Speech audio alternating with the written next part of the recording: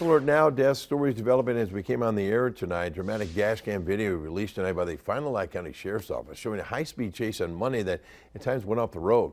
Deputies saying they tracked the stolen vehicle into their county after the State Patrol had backed off due to the dangerous driving conditions. A second pursuit also called off, but authorities decided to give it a third time, to determine the threat posed was just simply too great. The deputy was eventually able to spin out the vehicle, and 2 people were arrested.